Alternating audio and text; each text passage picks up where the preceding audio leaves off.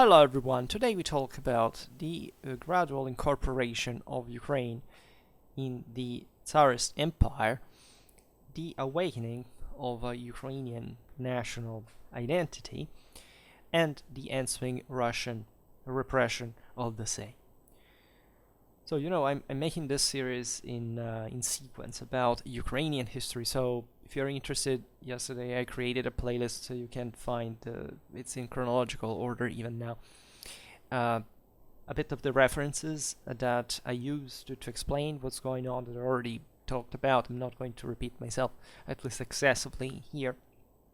But we've seen essentially how after the Adiak Union, at the second half of the 17th century, Ukraine had fundamentally abandoned the Commonwealth to its fate, even calling for Russians to attack on it, albeit still believing to be participating within the same. There were some rights that were present within the Commonwealth. There's still the Cossacks that controlled the country thought had to be maintained, and that's what they sought to, in fact, to preserve even under the gradual entering of the country within the Russian orbit.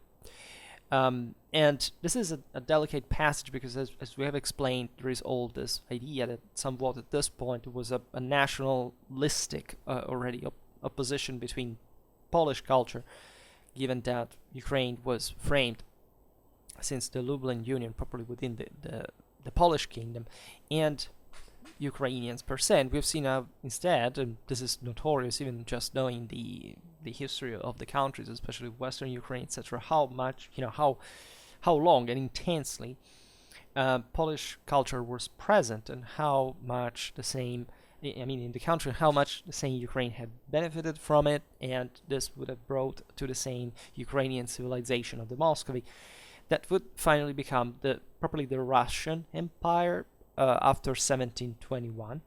So these are important dates because we are essentially at the moment of Russian affirmation and as a major power after Peter the Great, and this relentless effort from the side of the sovereign to westernize dramatically backwards Russia, that however had made it in the war against Sweden for the dominion over the Baltic and so on. So at that point, Ukrainians, as you know, had already participated actually to the side of the Swedes, having seen what Russian domination would have concretely become about, also because the Russians really didn't care to protect much the land. They couldn't even properly do it at that point because the Swedish invasion was something massive. The Russians made an enormous effort to stem the expansionism of Charles XII.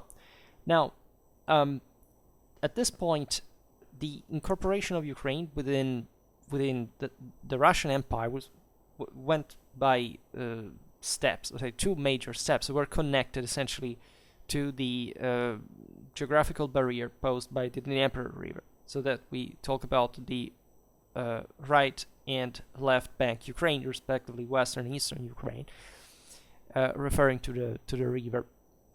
And we've seen that left bank Ukraine, so the one east of the Dnieper, had so today's Chernihiv, Kharkiv, and so on, had fallen under Russian control after the Treaty of Andrusov in 1667.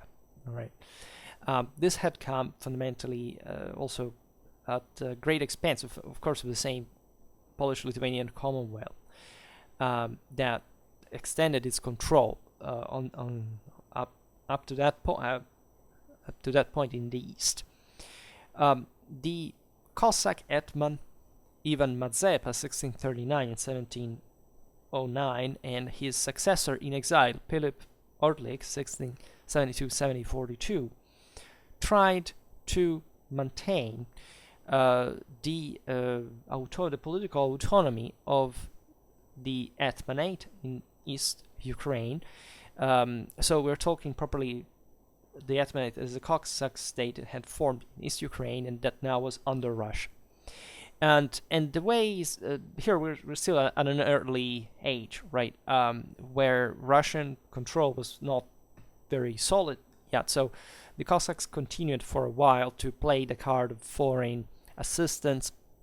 As we've seen, they had played with the Commonwealth, the same Russians, the Tartars, and so on. And yet, importantly enough, the Etmanates' lands remained, essentially, in civilization and education, lands of the old Commonwealth, as we have also already seen. In fact, the same Mazepa and Orlik were fundamentally Polish-Lithuanian nobility, right? They, as self-consciously, they were properly officers of the same Commonwealth army, right? So they kept that kind of identity, especially as Russian pressure grew. And as we were saying before, given that Tsar Peter I had failed to protect Ukraine during the war with Sweden, Mazepa, some Cossack officers, etc., had essentially considered the Pereyaslav alliance with Russia violated, and thus they tried at that point, but it was too late historically, to resume the Adiac union with the Polish-Lithuanian Commonwealth. As we have explained yesterday, that chance was not yesterday, the day before, had already been lost. Right, this should have been done at the time. At this point, the Commonwealth was too weak and Russia too strong, and also by at least winning the war with Sweden, you know, that was ever more evident. And the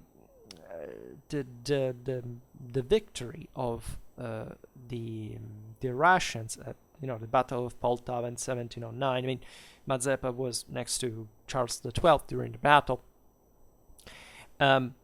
Brought to the end of the Cossack Etmanate, and this fundamentally made the Cossack elite flowing into the new Russian state. And this process occurred essentially 3 generations before a right bank, that is West Ukraine, would fall under Russian rule, because the Ukrainian lands west of the Dnieper River were seized by the Tsars only after the partition of the Polish-Lithuanian Commonwealth in 1772, 93, and 95.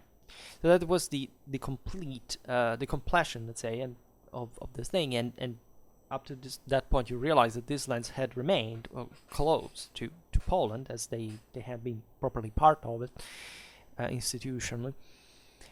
So we're talking essentially of Volhynia, Podolia, Kiev, and here there was a consistent, in fact, Polish Jewish presence. We're talking about one tenth each, right? So 2/5, definitely elements that were traditionally not Ukrainian. The rest being mostly, yes, there were magnates. It was a social certification, but as we have already seen, Ukrainians didn't have as many gentry socially, as they were much more verticized than the Poles and the Lithuanians.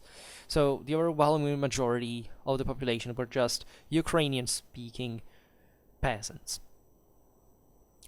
And so how the context of Napoleonic wars of restoration, the European revolutions, and so on, brought to an harshening from the side of the of the authors of the same restoration, and especially in Central Eastern Europe, those empires were more threatened by the same, including Russia, to harshen, in fact, to deprive, in this case, most Polish nobility within Ukrainian lands.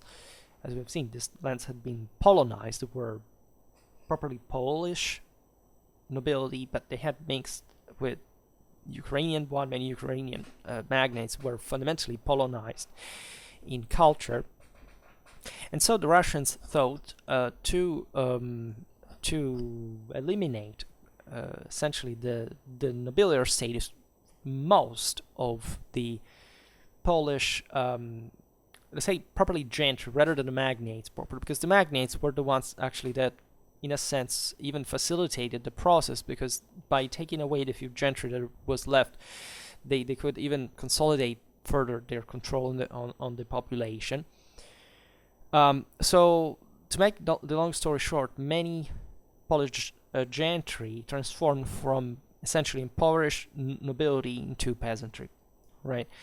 And this was an important change because, as we just said, the great landholders instead who represented Polishness in Ukraine. The Russians were largely successful in this because by degrading this Polish nobility, they would essentially also make them blend more easily with the rest of the population, therefore essentially abandoning Polish and becoming Ukrainians in language and culture without any separation. So this would kind of homogenize the local population so that there would be ever less sympathies towards the Polish struggle for independence at that point.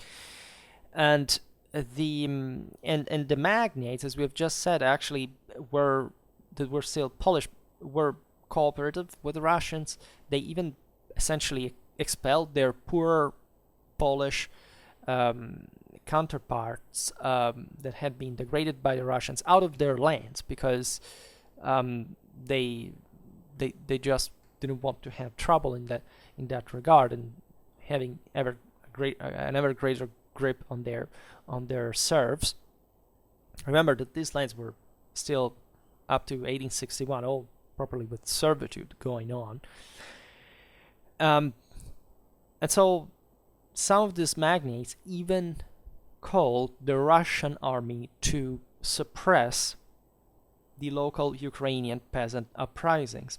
And these episodes are quite interesting because they're also not very well documented, as you can imagine. And the awareness on this peasant revolts is just, was culturally revived. We'll see it later with Chefchenko and so on, in poetry and these kind of references, but we don't actually know, right? So we're talking about lots of people being killed, oppressed, whatever, that didn't even properly leave a trace in these Eastern European lands. Also, the Russians worked to absorb the Uniate Church that, as we've seen, was this essentially Catholic Orthodox reunited church that had been created by the Commonwealth to essentially maintain a coexistence within the various religious traditions. This happened in 1839 officially, and this was quite important because it allowed the Russians to separate further the let's say and more visibly, more ostensibly, the Orthodox Ukrainians from the, let's say, the pro-Polish, at least, Roman Catholics. The Uniate Church, however, survived in those lands where also the sympathy towards Poland remained stronger. In Kol, the eparchate of Volhynia, until 1875, interestingly enough. And here the situation was socially a bit more mixed because this was a frontier area, so the local nobility was freer, was more autonomous, and thanks to its decentralized position, and it still retained its Roman Catholic Polish identity, right, rather than an Orthodox or even Russian one, as it was being engineered at that point in some areas. And importantly enough, the 1863 uprising was a testing of Ukrainian allegiance to to the Tsars, because this was the January uprising. There were two uprisings in Poland. One was the main ones. The November one in 1830 was also the one, in fact, in which our beloved von Clausewitz died of cholera as the Prussian army intervened there. That was a big thing, right? It was, the Poles managed to mobilize an important amount of forces. The 1863 was instead like more desperate, and in fact, so the repression was terrifying. It was mostly put down, in fact, by the Russians. But it's a defining moment in Polish national history and identity, because it was objectively, a heroic and romantic moment. If you visit Warsaw Military Museum, it is plenty of interesting memorabilia there. I also made a video about that when I went there. This is important for today. We talk about Ukraine. So what happened during the Polish uprising, because this was a big thing internationally. The recent international events, think about the Italian unification, that there was a broader hope within these nations, looking at Western Europe and saying, we should gain our freedom as well, and so on. And not just the Poles, but also the Lithuanians rose on that occasion. And so Ukraine was the third element of the former Commonwealth, and mostly the Ukrainian Polish landlords collaborated for the aforementioned reasons with the Russian rule. This is relevant because Poland, Warsaw was the center of uprising, etc., and Lithuania were under the Tsarist Empire as well. So we were in the same condition, let's say, of Ukraine, at least from that point of view. The part of this of the reason of such lack of participation is, as we've just said, the oligarchs wanted to maintain their own control. Lithuania and Poland even more traditionally had more liberal institutions. There was a stronger middle class. So the ferments of the uprising and the ideas of independence, democracy, and so on were stronger than Ukraine. Is one of the reasons. In Ukraine, the peasantry was not just more isolated, but thus more impotent in front of the situation. So the only ones that could make a difference would have been the oligarchs themselves. And naturally, the oligarchy was not pro-Russian per se, right? They would have actually liked to have a country on their own and support the uprising, and therefore enjoying a greater autonomy in a more decentralized position. It's just that simply, they were closer to Russian establishment. It was more difficult for them to operate in the first place. And the Russians, in this sense, exploited the same peasantry that would work as sort of informers, who could betray any attempt of from the side of the Ukrainian nobility to participate to the uprising itself. And it was easy for the Russian generals in Ukraine to portray, let's say, the support to the uprising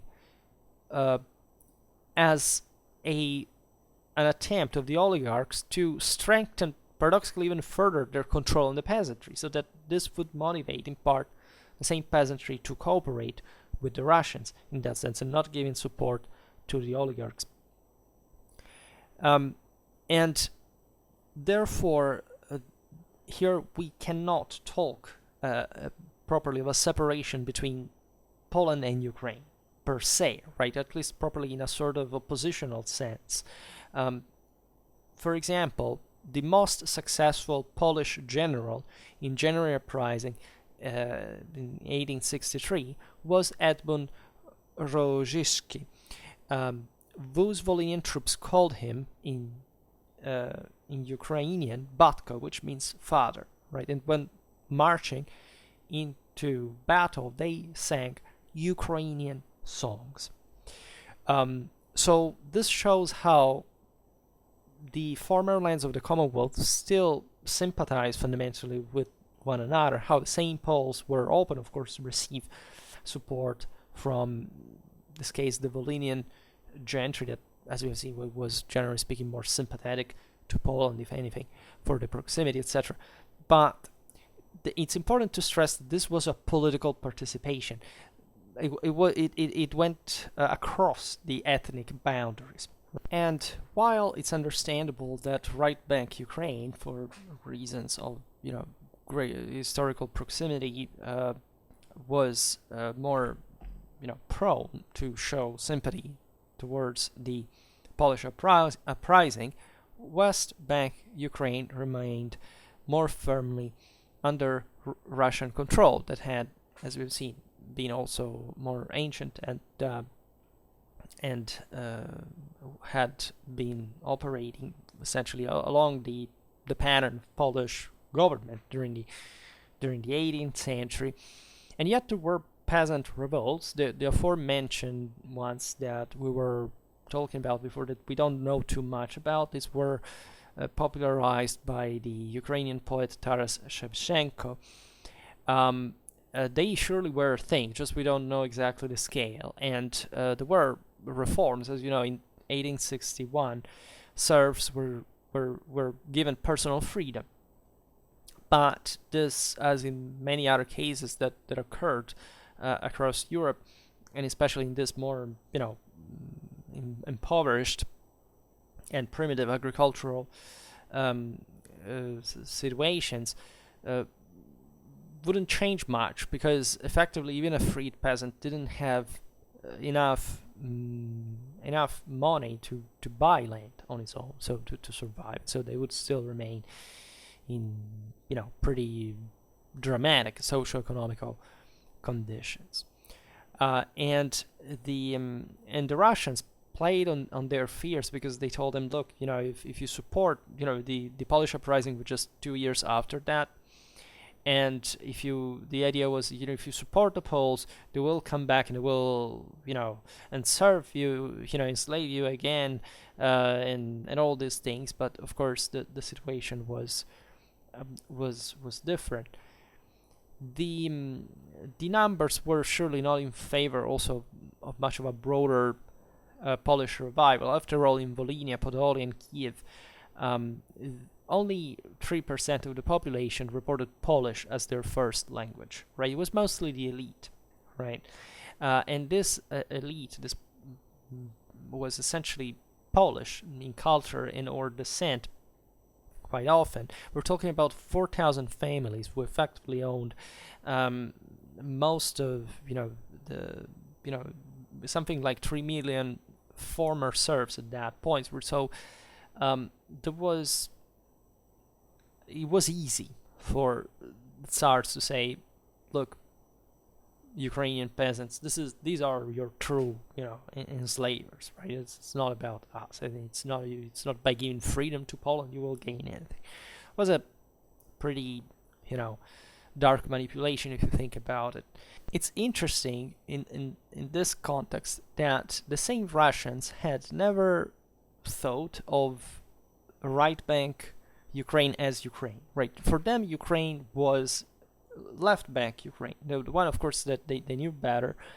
And this tells you indirectly how much Western Ukraine retained of the old Commonwealth identity, properly not to be even considered as by the Russians as the same country.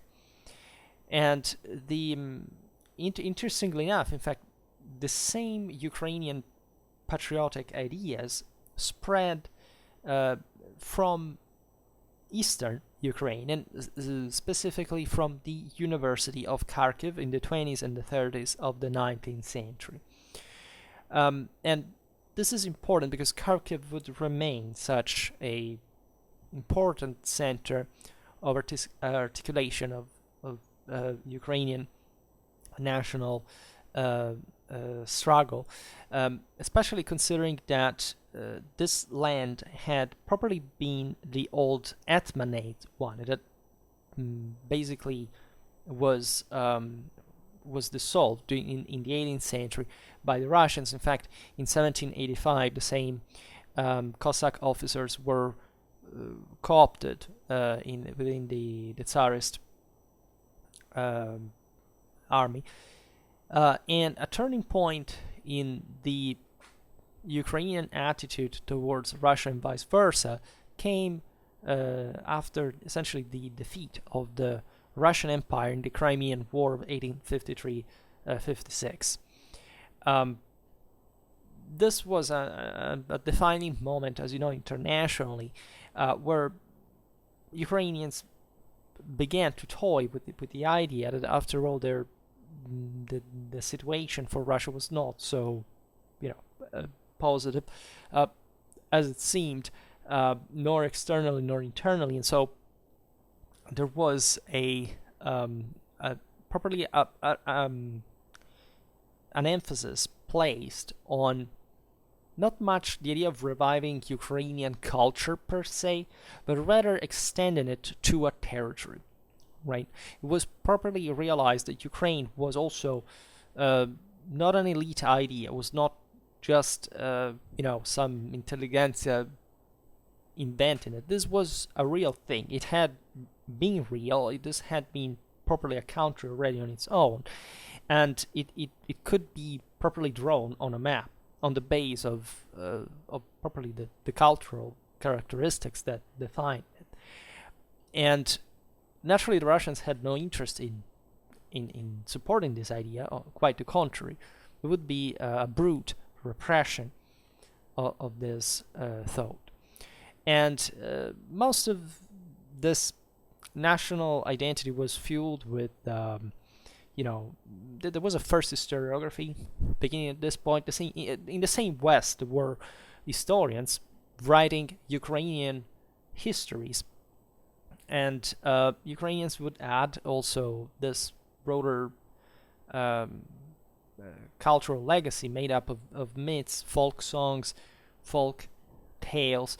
This was particularly important because it spread mostly among, of course, the educated civil servants, but this tried essentially to politicize also the peasant masses toward that idea, and that was a language that the peasants would understand through such a traditional culture.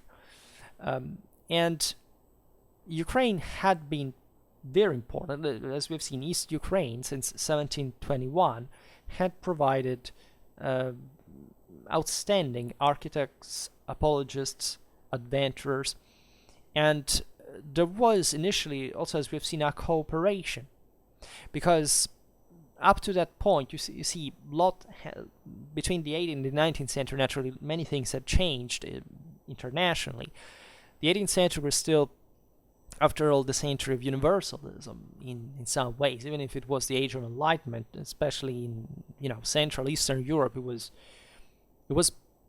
something else, right? These were more medieval eras than modern ones, and still in comparison, and thus together with them lived the idea of different peoples united, essentially swearing allegiance to a common ruler that had to preserve their pre-existing rights, right?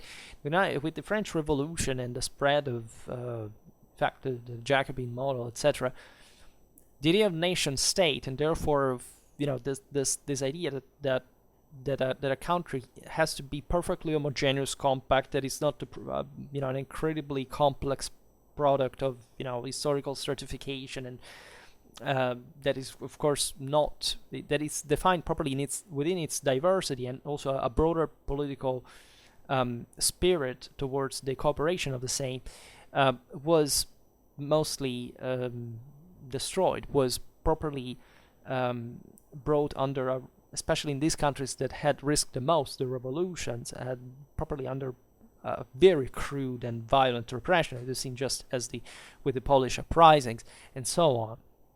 So there is no doubt that the Tsarist Empire was the most autocratic, the least modern, and the one that had eventually, as the revolution would prove, the greatest problems altogether to keep things together, right? Much of Russian authoritarianism, of course, derives, it's cultural, but it derives since it started since the beginning, but it was also obviously an obvious necessity if you wanted to keep the country together, because there wasn't in fact much else that you could use to keep so many different peoples together in that fashion.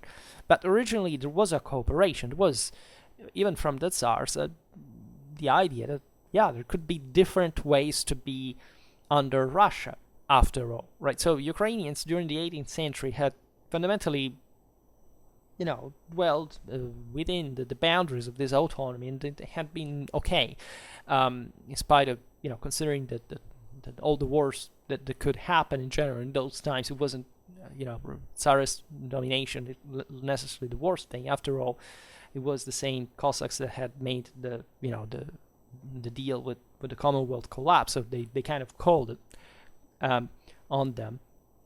In the 19th century, things started to become really more oppressive. And the Crimean War began to show this problem, because, of course, Ukraine was in between Moscow and Crimea, had given signs of discontent. There was this general national idea spreading. And it wasn't the only center, because, as you know, and as we will see in the next video probably, it was mostly in the Austrian Galicia that Ukrainian nationality and properly an autonomous government was formed to spread its model abroad. But also within the Russian Empire, this Ukrainian identity was there and was growing during the 19th century. In fact, there was, later on, the whole concept began to spread also in the West Bank by some degree. If you pick Kiev, well, at this point it was fundamentally a Polish city in culture, right? Kyiv. There was a broader movement of certain landlords of the right bank that were probably also feeling guilty in a way of how the situation had turned because of the maintenance of their own prerogatives, that began to fuel some sort of populism endowed with a national character. Now, Kyiv was really important in this sense, because of course it was the major Ukrainian center.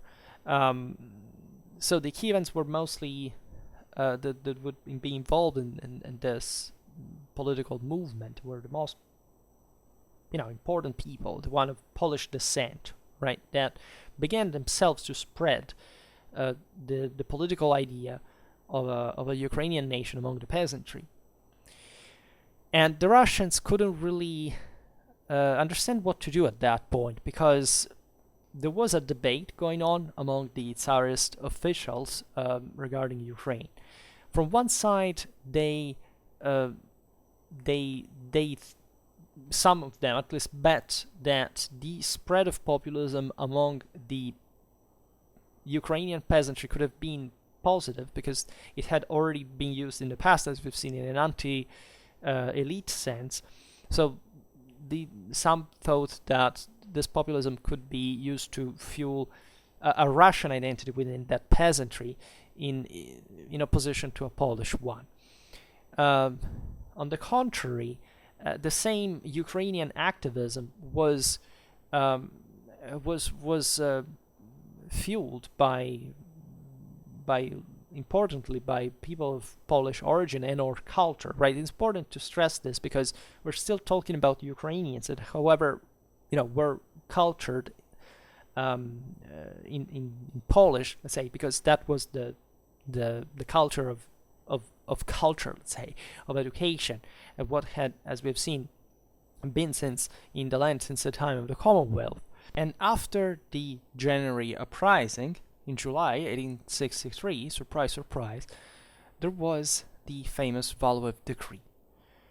This was very famous because it basically was shutting it was denying the existence of Ukrainian culture and language, right? It said that Ukrainian language does not, and cannot exist. Right? So these the gentle and liberal and honest and real assessments of the Tsarist government that of course was freaking out because of what had happened and was essentially equating Ukrainian activism as part of the general Polish plot. And guess why? Because effectively the ties existed and they knew that, and of course these were people that would have to break free sooner or later. And you can't really stop a people if they want that. So that the first lesson in history that you have to learn. The possibility that Ukraine might be a nation separate from both Poland and Russia was properly arriving late among the Russians themselves, and Russians denied it, right? They couldn't accept it or tolerate it or conceive it in the first place. In fact, it was also in 1876 the Ems decree, which banned the publication and import of all Ukrainian works. And this was paradoxically, implicitly, actually admitting that there was a connection between language, nationality, and that there was, in fact, a cultural activity connected to this that was sought to be eliminated. And so in the end of the 19th century, Russia enforced this idea, it was imperialistic, hegemonic, etc., that East Slavs were all Russians, right? There was properly no difference whatsoever between, in fact, Russians, Belarusians, Ukrainians, also other, people and peoples that were still of different, more shaded identity. Of course, couldn't be anything of that. They were all equally Russians. It was nothing that could be properly even thought and contemplated that could go in another direction. And this is, of course, ridiculous, not just because of the idea in itself, but also because of the important amount of Ukrainian intellectuals that existed at that point already, and that, by the way, were not present just in Russia. In fact, that's why Austro-Hungarian Galicia was so important at that point. That gestated properly the birth of a Ukrainian state in some way. The poetry of Taras Shevchenko was read across Austria, Russia. Austria and Galicia, as in Russia. Shevchenko is this incredibly important figure that was historically also used. Of course, I think before the revolution in Russia there was a big statue in St. Petersburg. I think in 2005 even Putin actually erected one because of course of the meaning they wanted to be attributed in that sense to the to what Ukraine means, right, for the Russians, for Ukrainians, also for the Soviets, for the Poles, right? But the caliber of the poet was is undeniable. He was a peasant son, right, who traveled. He saw Vilnius that he loved. He also properly identified in Vilnius, paradoxically, the best outcome of the old Rus, because he thought that being Ukraine now under Russia, the land where that historically was more connected to the old Rus and that had been civilized by the same was Vilnius, was Lithuania. he he was also very prolific as an artist. Was also a surf painter, redeemed from his bondage for the sake of his art by admirers in St. Petersburg.